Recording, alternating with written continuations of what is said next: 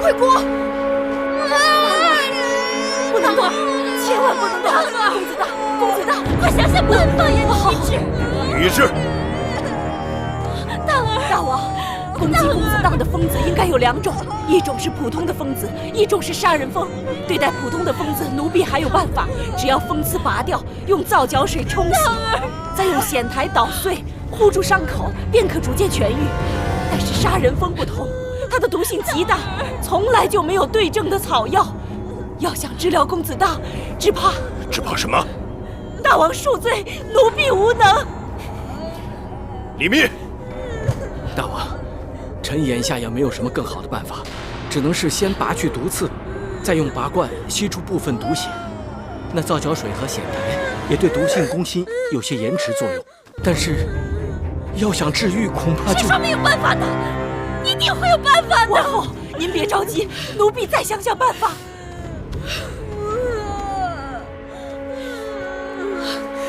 公子荡，公子荡，奴婢该死！那你怎么不去死啊？去死啊！王后，奴婢该死！大儿要是救不回来，你们都去死啊！王后。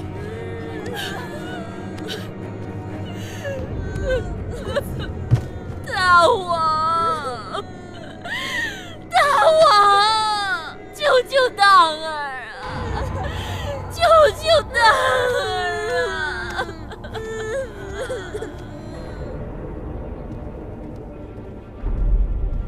这园子里怎么突然会有杀人蜂了？回大王，老奴已派人查过了，在山坡下查到了一个杀人蜂的蜂巢。那地方离宫中养蜂之处很近，去的人很少，一直不被人留意。寡人知道那杀人蜂极其罕见，即使有，都是出没在深山老林处，怎么会在咸阳，特别是在宫里筑巢？为了采集王后的牙蜜，园子里放养了寻常的蜂子。据说杀人蜂专爱吃蜂蜜，可能是那里的蜂子引来了杀人蜂。幸亏继儿被魁姑护住，只受了轻伤。听说魁姑伤得很重，是。忠心护主，可赞可叹。马上给寡人拟旨，公告天下，2日内，凡有方法治愈被杀人蜂伤者之人，赏10000金。八子，这就是杀人蜂的蜂巢。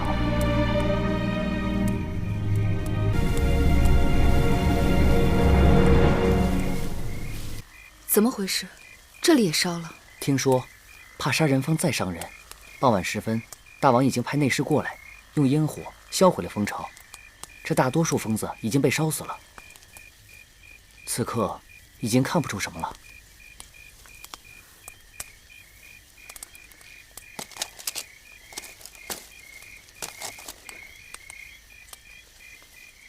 是谁？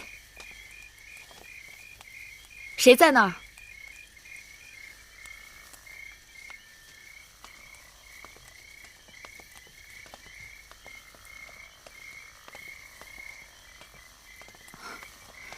樊长史，八子，这么晚了，樊长史还没有歇息。八子不是也没有歇息吗？今晚这宫里，能睡得着觉的人，只怕不多。可不是吗？幸而上天有眼，公子季没有被杀人蜂伤得太重。可是公子荡伤势危重，魁姑为了救继儿，也是性命攸关。那杀人蜂平日并不主动招惹人，更不在有人经常出入的地方筑巢。我就是想不明白，他们是怎么突然出现在园子里的。我和妹妹想的一样，所以就想过来看一看。听说那杀人蜂平日里都是在树林里筑巢，在石缝里筑巢，只怕是不多见。是啊，也许是有人故意把他们的家搬到了这里。妹妹，这话是姐姐胡乱说的，妹妹可千万别放在心上啊。姐姐的话或许有些道理，那杀人蜂看似天灾，也可能是人祸。妹妹，天色已经晚了，妹妹和我都快些回去吧。等等，今日杀人蜂伤害魁姑和继儿的时候，公子通也过来帮忙相救，芈月感恩图报。八子和公子季一向对通儿友善，通儿这么做也是出自于天性。同心相亲，肝胆相照。我会记得樊长史和公子通对我们的好。上天垂怜，公子季今日没有遇害，只是八子以后也要留意。樊长史要我留意什么？留意有些人。妹妹，姐姐就先告辞了。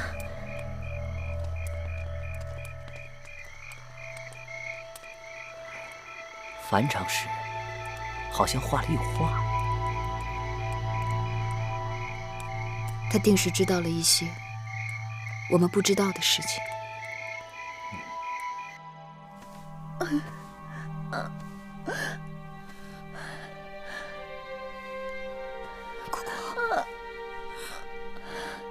姑姑，姑姑，月儿在，月儿一定想办法救你。月儿自小没了娘亲，你是我唯一的亲人，没有你，就没有月儿。姑姑，我一定会想办法救你。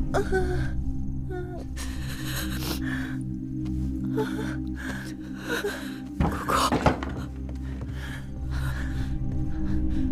夫人，这是公子季的衣裳，午后有人捡到了，刚刚送过来的。我知道了。亏得魁姑救下了公子，不然恐怕受害最大的不是公子荡，而是咱们公子季呀。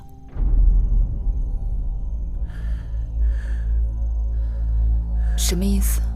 夫人，您看看这件衣裳，再闻一闻。我从小在山里长大，知道这疯子最爱追逐3种人：醉酒的人、穿鲜艳衣裳的人和身上有香气的人。公子荡占了头1种，咱们公子占了后2种。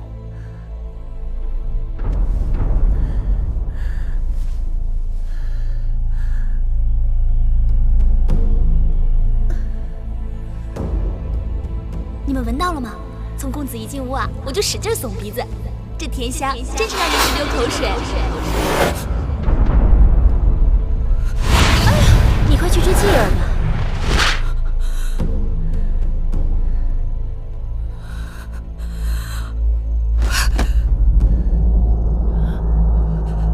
我明白了，你去吧。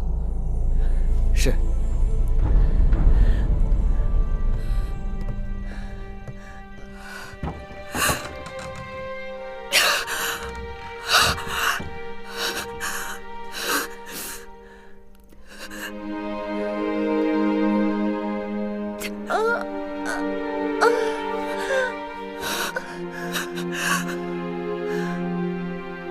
姑姑，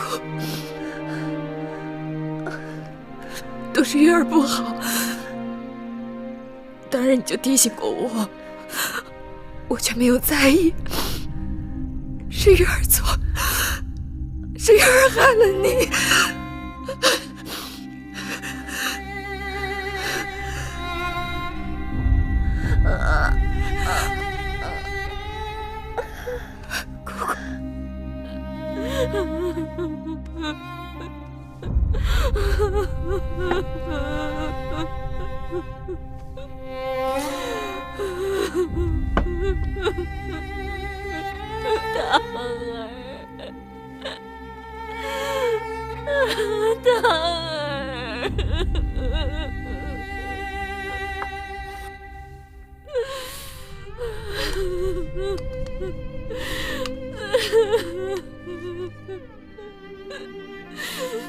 大儿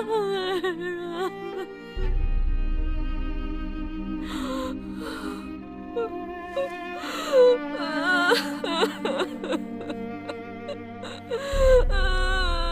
珊瑚，在。扶往后出去。是。往后，往后。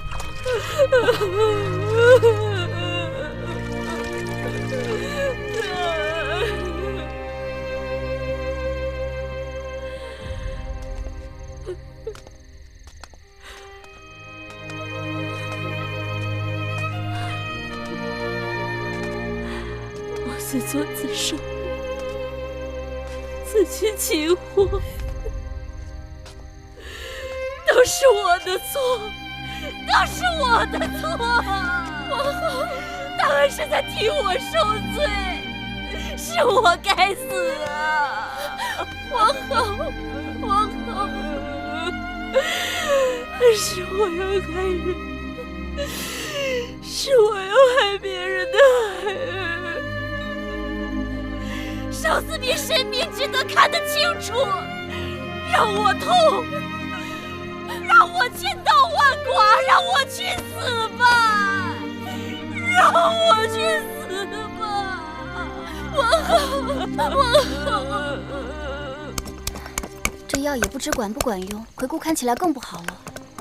大王已经出了万金悬赏，怎么还没有人献上主意啊？都说这世上最毒的是蝎子、蜈蚣、蛇、蜘蛛、蟾蜍，杀人蜂怎么会这么厉害？你们是以前没见过杀人蜂，在我们山里头，听到杀人蜂，谁不躲得远远的呀？我跟你们说起这些毒物，杀人蜂就算不能排在毒蛇的前面，至少也不会排在蜘蛛的后面。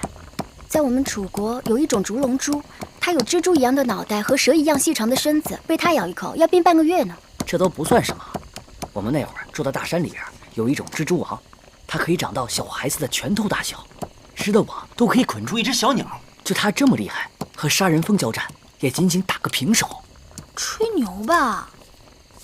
我以我死去的爹娘发誓，是我亲眼看到的。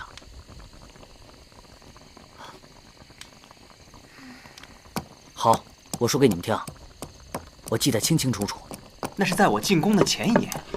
我在山上放牛，身边不远处的树丛中有一只蜘蛛王正织网。到了正午时辰，一只拇指大的杀人蜂飞了过来，一头就撞进了蜘蛛王的网里。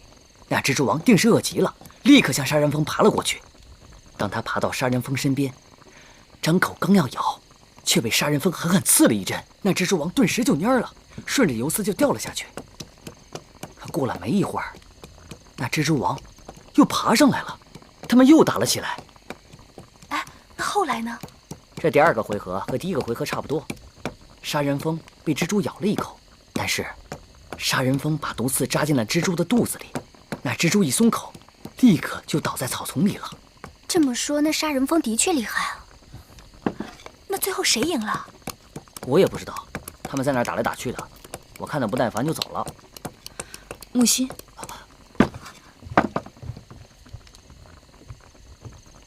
夫人，你刚才说的话可当真？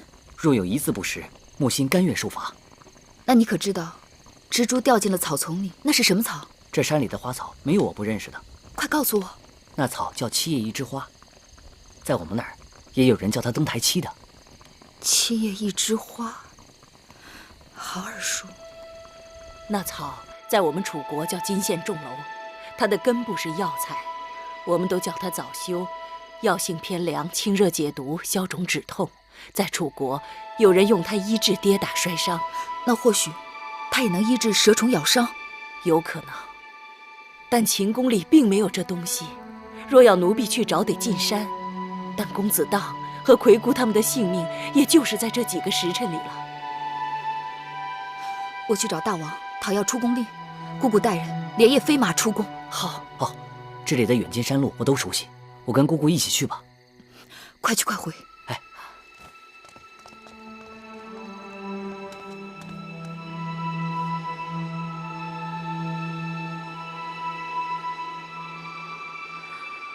太医令，臣在。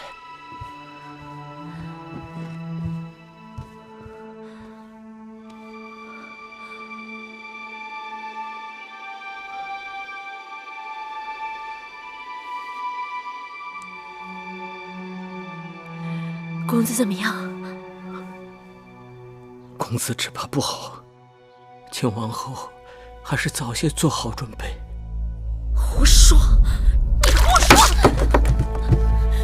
我儿子还没当上太子，他将来还要做大王！你给我想办法，快想办法！女医治呢？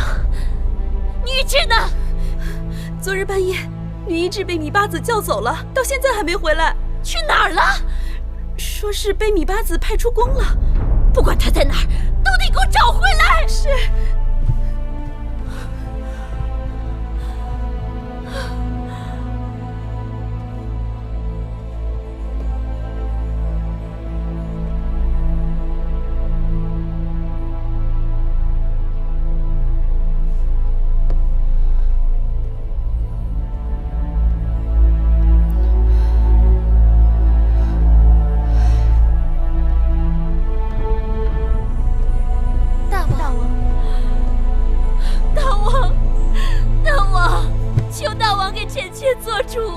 当儿怎么了？太医里说，当儿不行了。当儿若走了，臣妾岂能苟活于世？当儿是寡人的儿子，我嬴氏的血统比别人顽强，绝不会轻易放弃。王后爱子心切，此刻不该乱了分寸。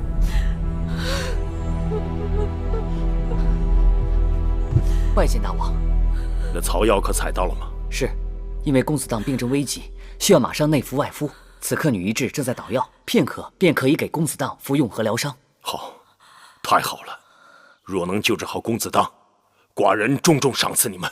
谢大王。快请太医。是。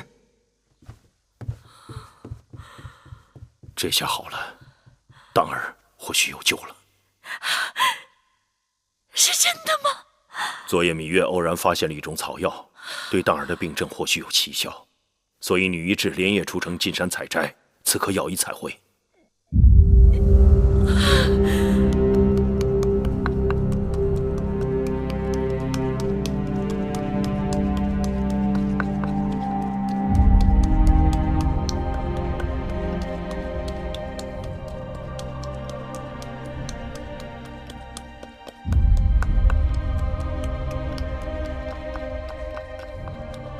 李密，大王，你看此举有多大的把握？照理说，药草进宫都该有人试用，但是公子的性命危在旦夕，我们也只能险中求生。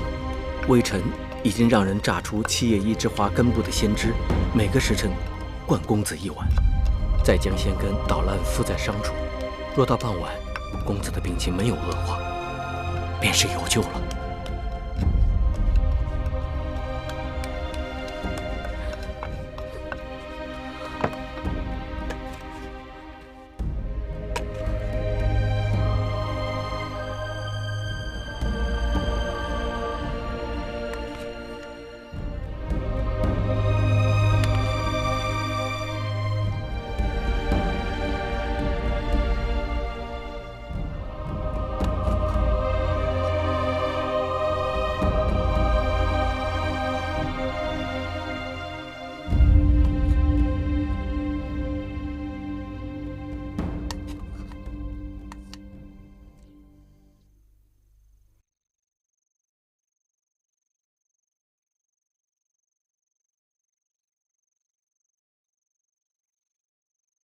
当儿，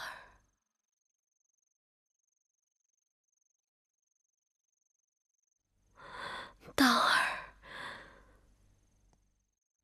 听到母后跟你说话了吗？只要你活过来，母后什么都答应你。只要你好好的活着，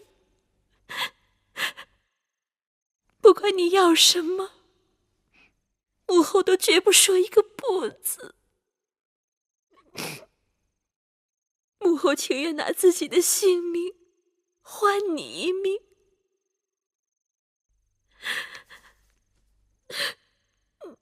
听到母后说话了吗？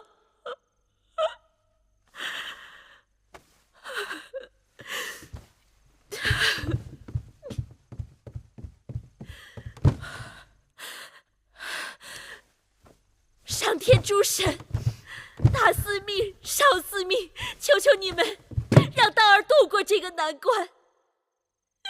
只要诸神不嫌弃，小女子米树愿意以血以肉以性命祭祀诸神。求求你们，让道儿活过来吧！求求你们让道儿活过来吧！求求你们让道儿醒过来吧！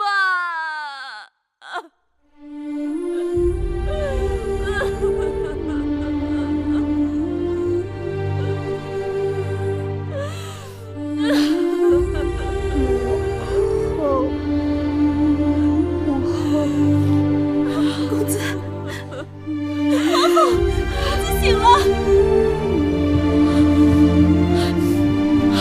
道儿，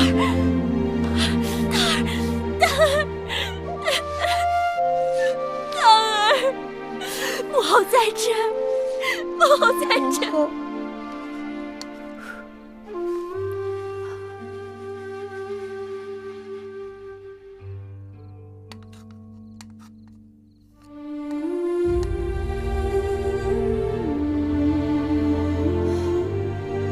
姑姑，你要多吃一点，吃饱了有力气，伤才能好得快。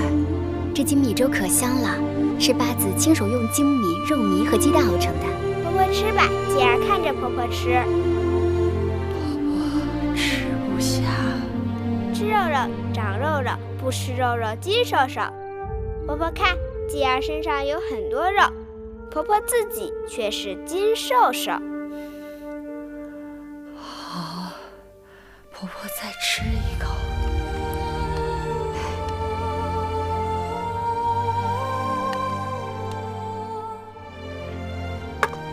继儿也该吃饭了，跟姑姑去吃饭吧。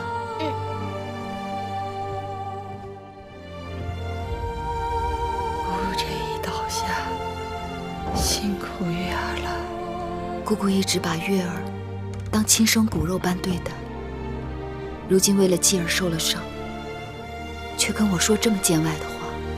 人的寿命都是有定数的，姑姑原打算不用活这么久，不知为什么上天竟不肯收我走。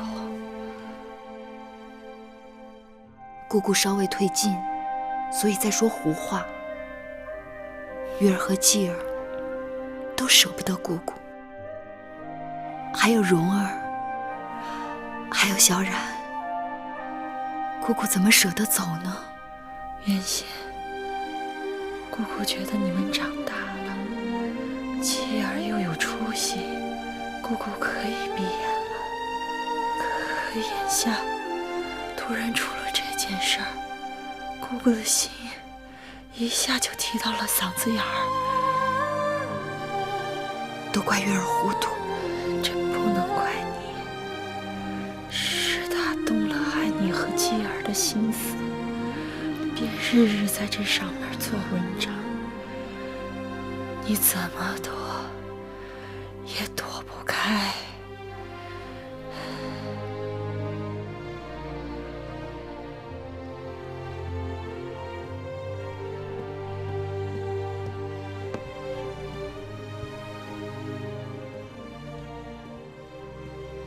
大王，请用茶。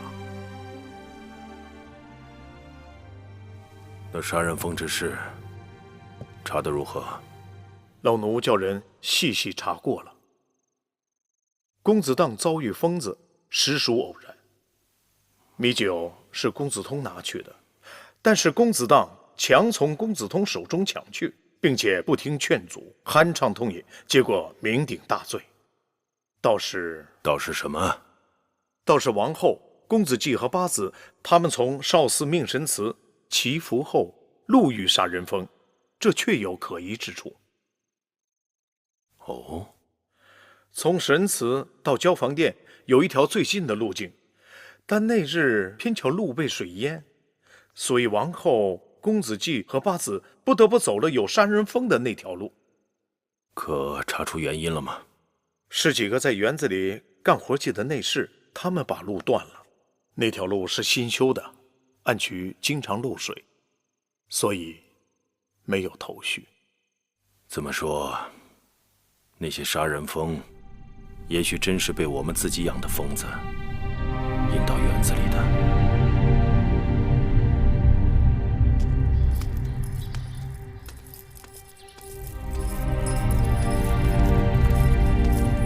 拜见八子。我要见王后。王后正在歇息。我要见她。王后这几日水米未进，心力交瘁，不能见人。见不见由不得你，你只管去通报。八子，奴婢得罪了。您不能进去，走开！您不能进去，不能进，不能！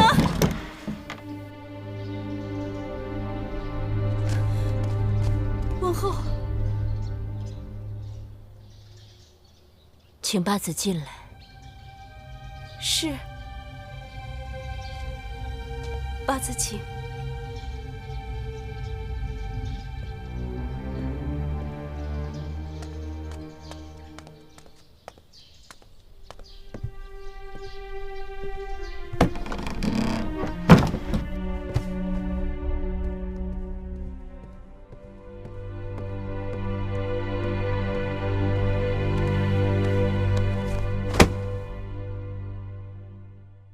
这是王后做的好事。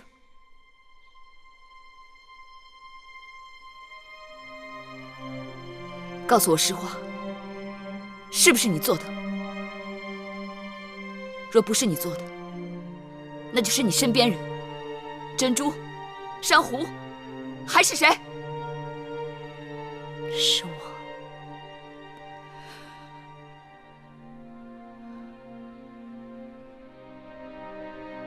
果然是你。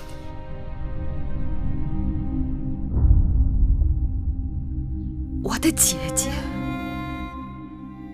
继儿的母后。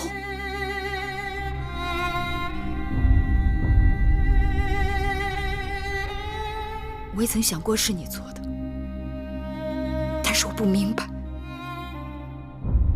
为什么是你？是我做的，我对不住你，对不住继儿，但我不得不做。你疯了！我们是姐妹，同气连枝。对，我们是姐妹，是同气连枝，但你别忘了，我们还同是一夫。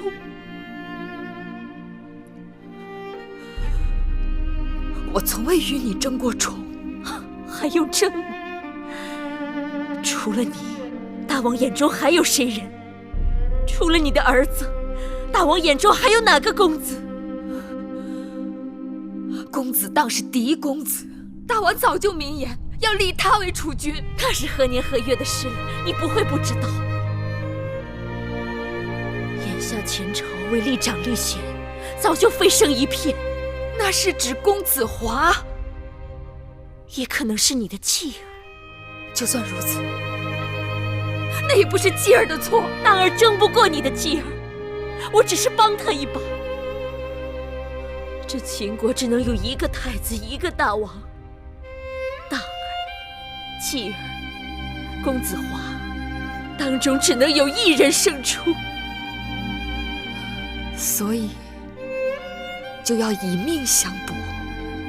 大秦建国数百年，父子相背、兄弟相残的事还少吗？可你我不同，继儿和大儿也应当不同。有何不同？不过是宰割他人，或是任他人宰割。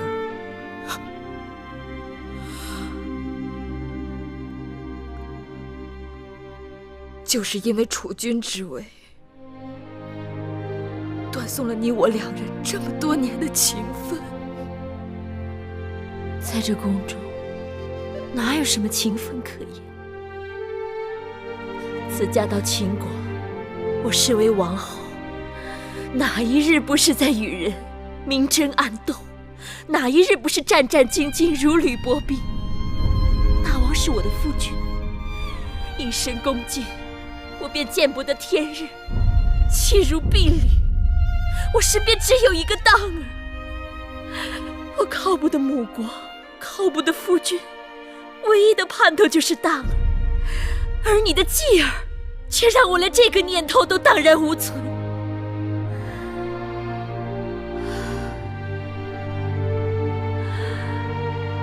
宫中生路太窄，万事我都可容你，但容不下你的孩儿挡在我的孩儿前头。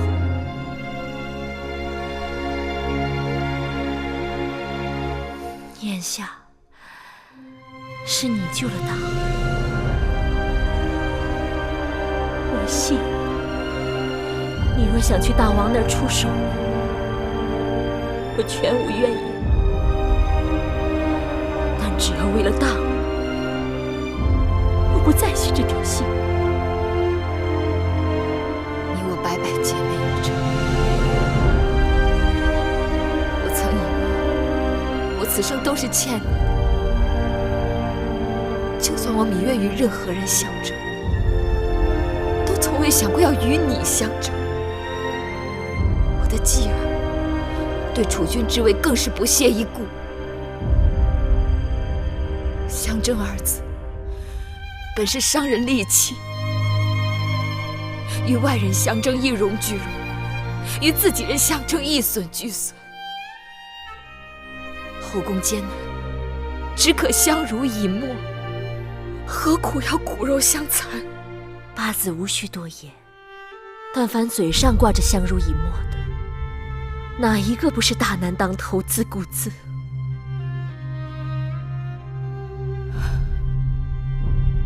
罢了，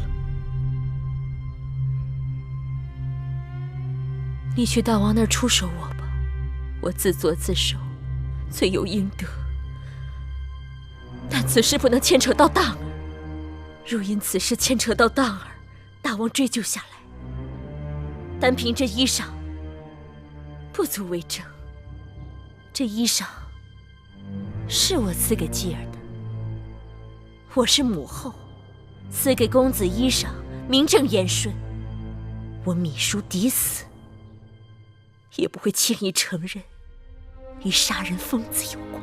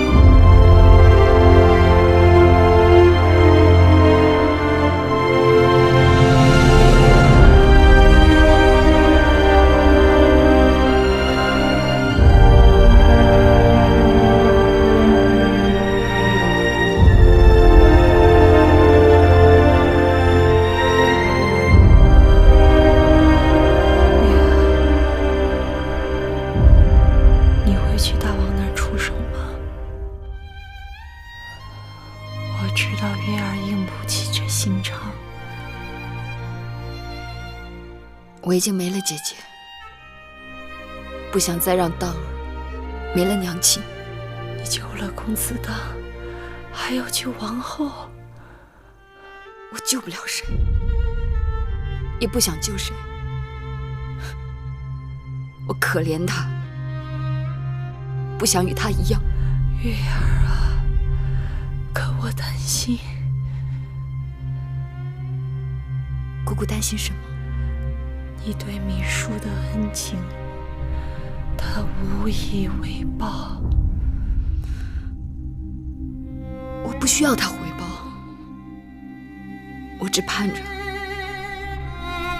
他能够幡然悔悟。不对，你可知大恩积大仇？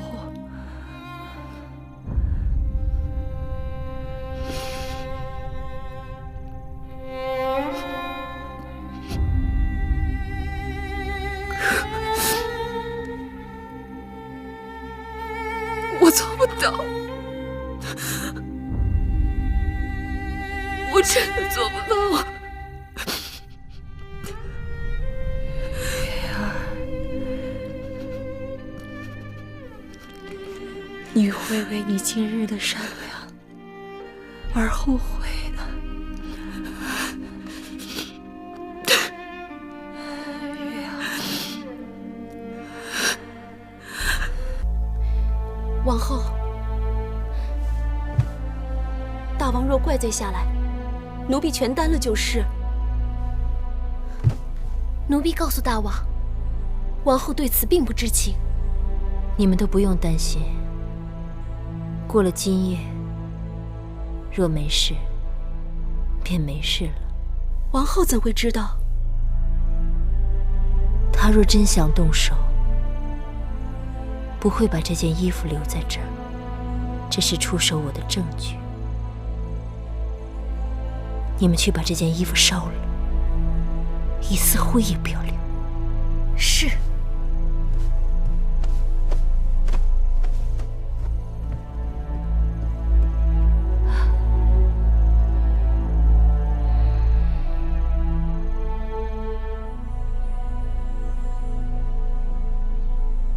公子当的气色比我之前看到的大见好了。天见有脸，大儿总算是死里逃生。好好养伤，痊愈了，王叔教你学习兵法啊。大儿知道了。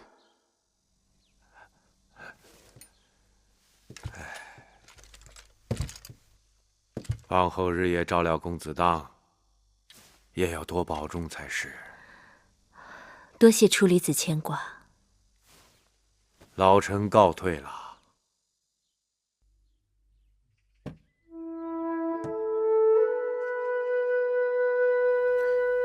继儿，你这是在看什么呢？娘亲给我留的功课，她要我看看我们的以往和来日。什么以往和来日？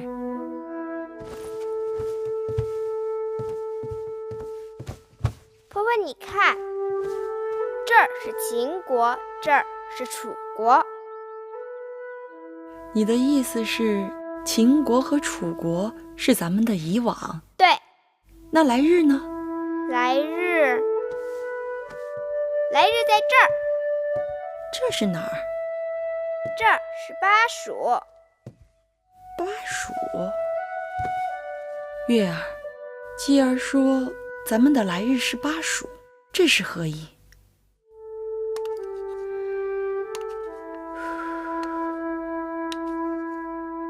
姑姑，喝药。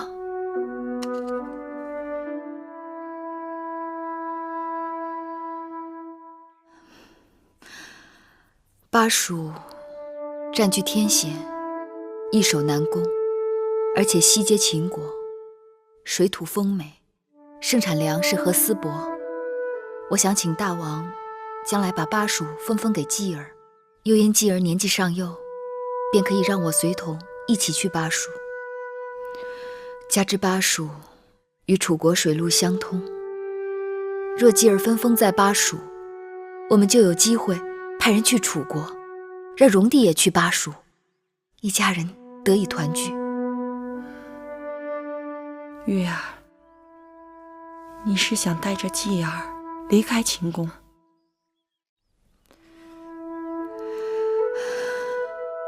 我想了多日，这是我们求得安稳的唯一出路。继儿，你愿意跟着你娘亲出宫吗？我听娘亲的。若有一日让继儿自己选呢？我还是听娘亲的。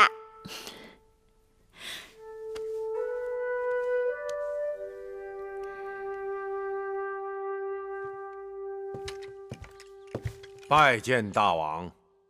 坐。是。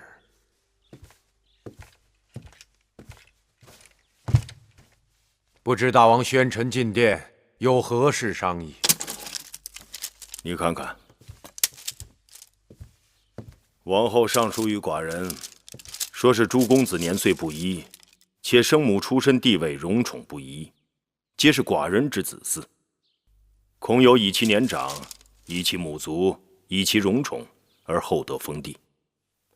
年少未见者无人直言，因此想借来年元日大吉，为诸公子分封藩地。这是好事啊！王后此书，乃贤德之举。不管起因是什么，总归是件好事。若是王后能稍补公子当好武厌文之不足，母子相辅相成，大王也可放心了。你是秦国大宗伯，主管宗室事务，这10多位公子的分封之事，就由你来做个谋划吧。臣遵旨。唉，王后如今的心思真是越来越缜密，此刻不提立储，却上书分封。她就是想让大王把年长的和有军功的公子也都分封出咸阳，这样就没有人跟他的儿子争太子之位了。夫人要快想办法。华儿在秦国的旧族当中甚得人心，旧族们若能同心协力举荐，大王也不得不忌讳几分。那就赶快联络那些旧族们。恐怕已经有些晚了。那我们只好坐以待毙了。谁说的？王兄来信说，仪儿已启程多日，我估计就快到咸阳了。魏仪，夫人的亲侄女。无论是在魏国，还是在秦国，她都是无出其右的绝世佳人。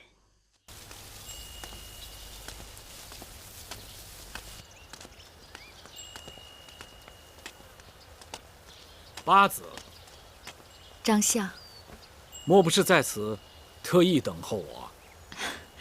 听大王讲，张子要来承明殿，芈月特意在此等候张子。还真是特意等候啊！何事相告啊？前几日听大王偶尔讲起，说有一个叫李冰的大夫，经过对蜀地的考察，上了一道奏折，说是想在巴蜀的都江一带去兴修水利，不知道张子以为如何？若真能在都江之上兴修水利堰渠，自然会大力提升粮食的产量，功在当下，利在千秋。只是大秦久战贫瘠，中枢财力不足，就眼下而言，暂时行不通。那朝中还有谁赞成这一主张？司马错将军对巴蜀之事一向兴趣浓厚，说若是治理好了巴蜀，大秦就有了信心争霸天下。他自请镇守巴蜀，还要带上李冰等人。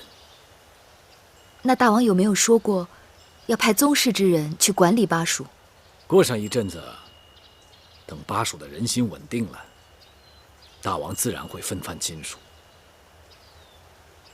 芈月怎么会对巴蜀之事这么上心呢？啊？继儿眼看就要9岁了，我不得不为继儿做些打算。张仪已经为芈月和公子季做了打算。芈月见张子，也是为了求张子一事。何事？求张子切切不要到朝堂上议论储君之事。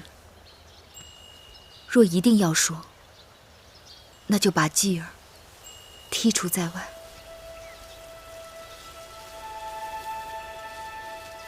公子季是生就的贤王之才，你是他娘亲，竟然视而不见。求张子帮芈月这个大忙。若是别的事，1000件我也应你了。但此事事关大秦的千秋霸业，岂是张仪一个人说了就了了？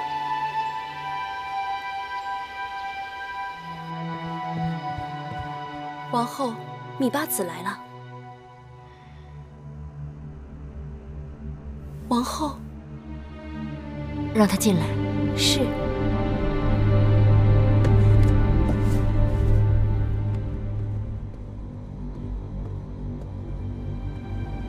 王后，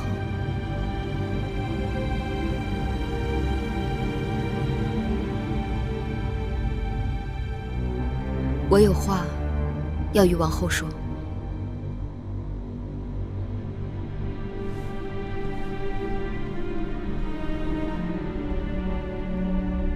说吧。我的继儿绝不会与公子当争储位。你我已经如此，争不争已不相干了。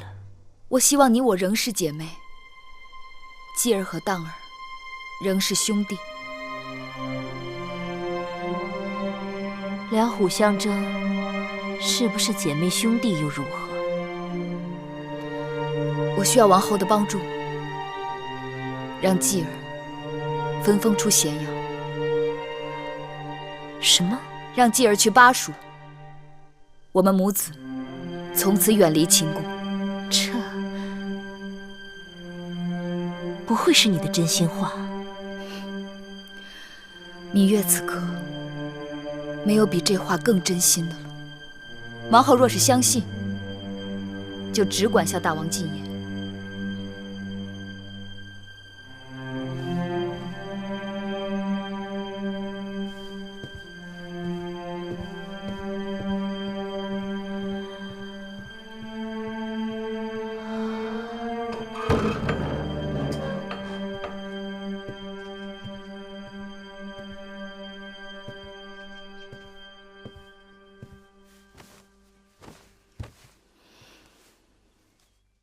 昨日听说，那个魏夫人的侄女来了，是个绝色美人呢。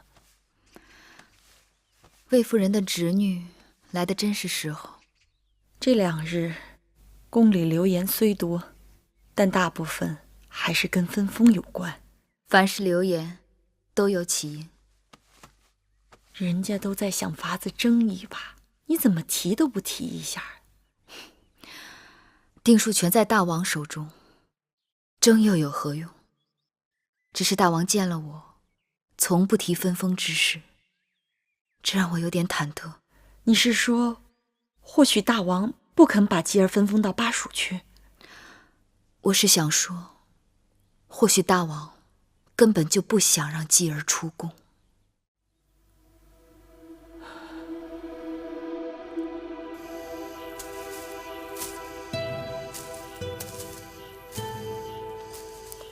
好颜色。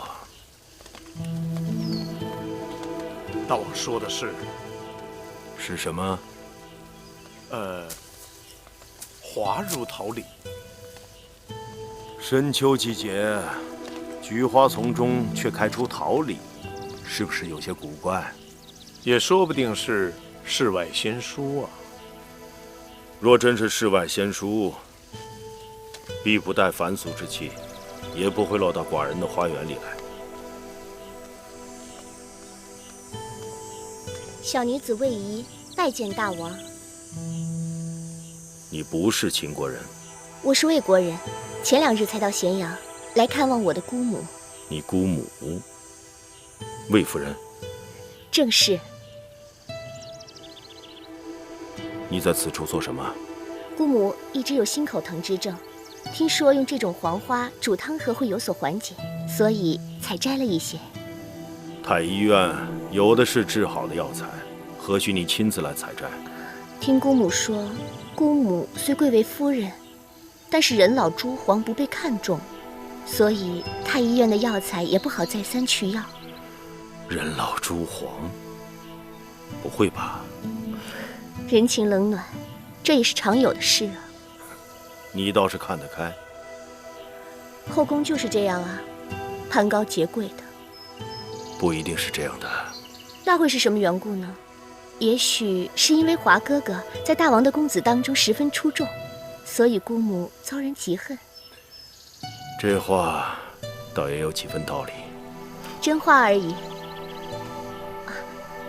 时辰不早了，姑母该惦记了，怡儿告退。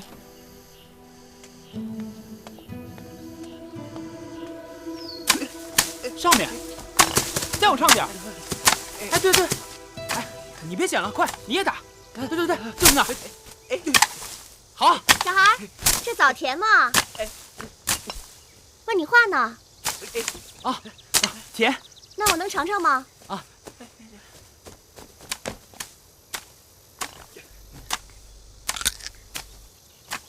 真甜啊！哎，这棵树上的枣啊，是宫里头最甜的了。你喜欢，多吃点。只有我知道这宫里头啊，哪棵树上的果子最好吃。那你告诉我这些树在哪儿，我也去摘。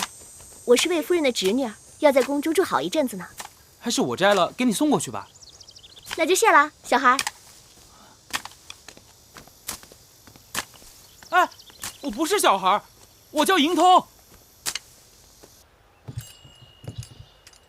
寡人对魏夫人真的刻薄寡恩吗？这小丫头说话口无遮拦，大王不必往心里去。论华儿在众公子当中出众，这话倒有几分道理。华儿作为长子，甚为寡人喜爱，有军功，有担当。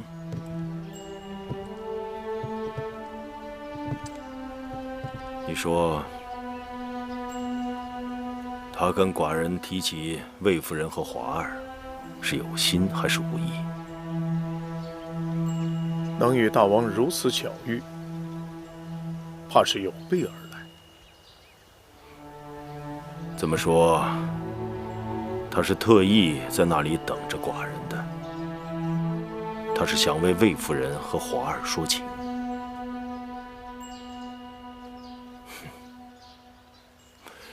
寡人明白了，原来这滑入桃李的小女子，也是为了寡人身后之事而来的。把它搅匀，你这也是从底下翻上来，要均匀。来，给我舀一碗，我尝尝。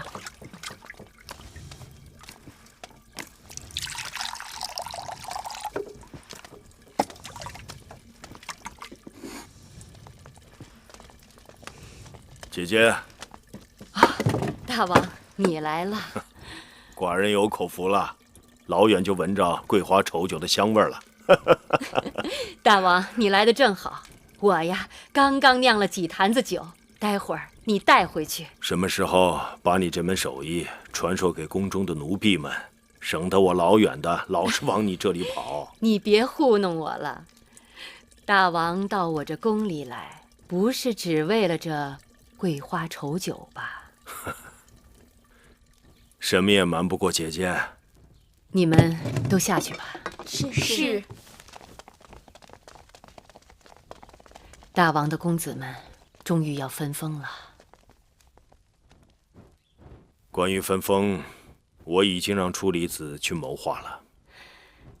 公子们都长成了，有些个还军功在身，总不分封出去，也说不过去。不过朝堂内外的诸人都把这分封看成是立储先兆。是不是先兆，还不是全凭大王您的心意。虽说楚军该与分封无缘，但是诸国的公子中，先分封后立储的，并非没有先例，只是多些个周折罢了。姐姐说的是啊。来，大王，你快尝尝我亲自酿的这桂花稠酒。来，好。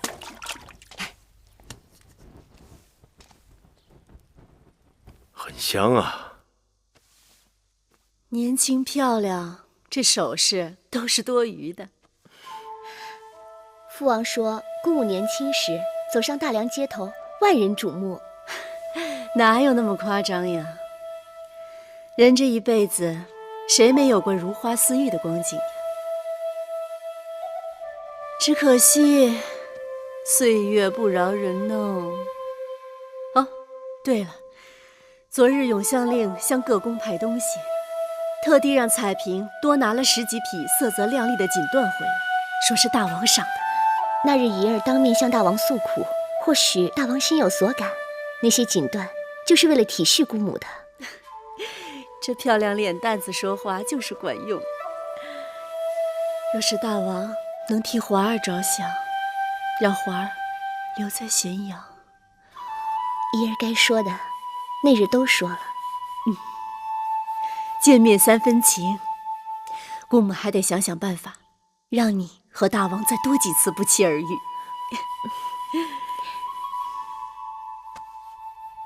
初离子已将分封的安排递到大王那儿好一阵子了，大王那儿却一直没有音信。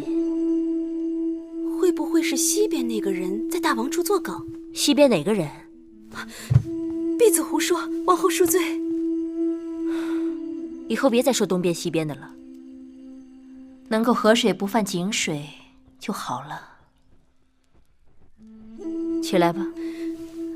谢王后。他说自己的孩儿不贪图王位，愿意分封到巴蜀去。此话虚实难辨，暂且当真吧。可魏夫人那儿又来了个美人，被人说的跟天仙一样，真是前有虎后有狼。过几日就立冬了，让蛋儿把新学的拳法好好练一练。立冬之日，我把大王请来，让蛋儿打给大王看。是。大王，外面太冷了，烤烤火吧。是。看这天，要下雪了。下雪好，瑞雪兆丰年。有什么话说吧，别欲言又止。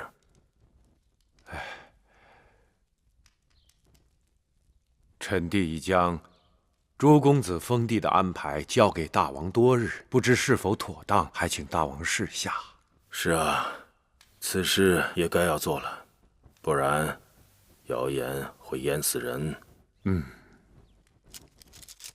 寡人看过了，只是奇怪，为何只有名册和分封之疆域，却没有拟定谁分封在哪里？此乃君王之权，臣弟不敢擅专。臣只是依诸公子的人数，列出秦国还未分封的地块，请大王自专。寡人知道你的为难之处，就不勉强你了。这众口难调，就连寡人自己一时也难以决断。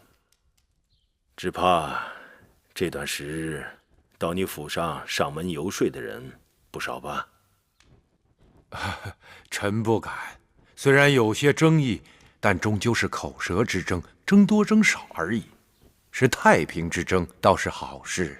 不错不错，太平之争，确是件好事。你们都下去吧。是。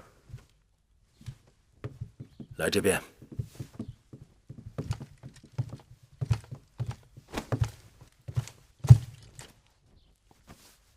这块地处于赵魏之间，面积广大，是块好地，可以给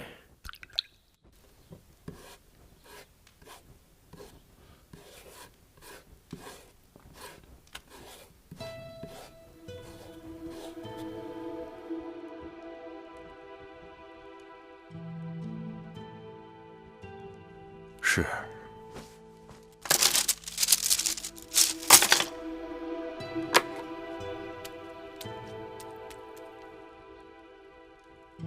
这块地给公子封，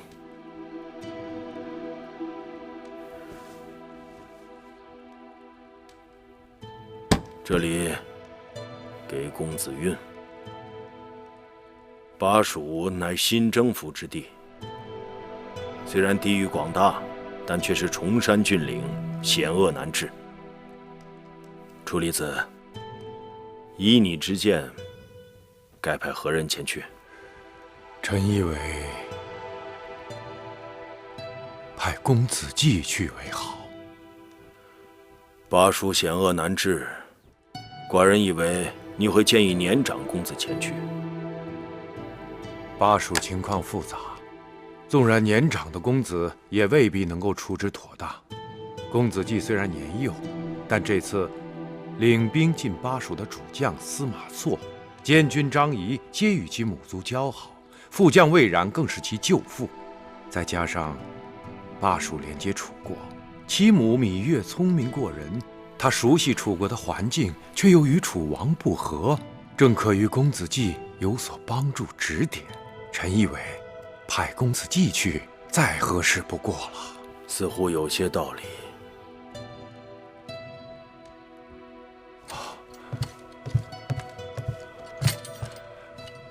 臣弟僭越了。你我兄弟何必如此？起来吧。今日先到这儿，把刚才提过的这几个名字和分封之疆域暂时封存在金柜之中，等议完后一起颁旨。剩下的可以过些时日再议。是。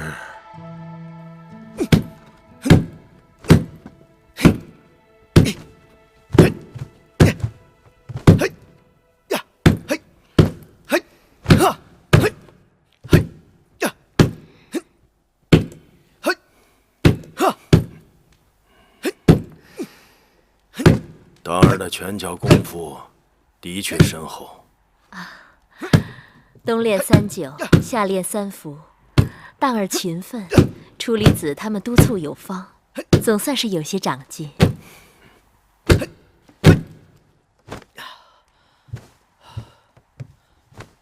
父王，当儿过来，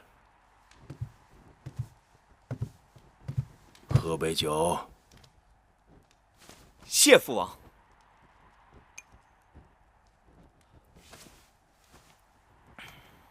看你满头的汗，去换身衣服，省得受风。是。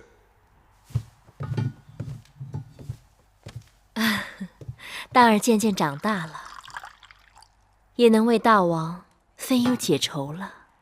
他们长大了，寡人转眼老了。大王春秋盛年，只是不必再那么辛苦，也该让宫里的嫔妃们好好为大王尽尽心意。臣妾听说，前阵子宫里来了个魏国美人。王后的耳目好灵啊！不知那美人是否合大王心意？王后真是用心良苦。大王，王后慢慢喝吧，寡人走了。大王，大王，天色已晚。不晚，寡人看看芈月去。恭送大王。